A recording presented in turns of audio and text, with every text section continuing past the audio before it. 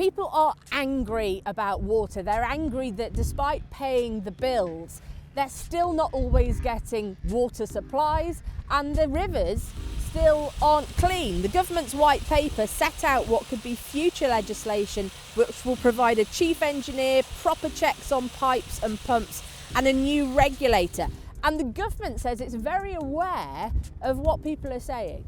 We need an absolute overhaul of the system because we've had a whole system failure here. We've had a failure of the regulators, a failure of regulation. We need water infrastructure which is fit for purpose. That's their pumps, their pipes, their water treatment works. We need to make sure these things are working much better, and we need to have a tighter grip of the regulator of their performance. But campaigners say this white paper doesn't go far enough and that actually it's a win for the water companies, and so now the government will need to prove to people that they will actually see meaningful change.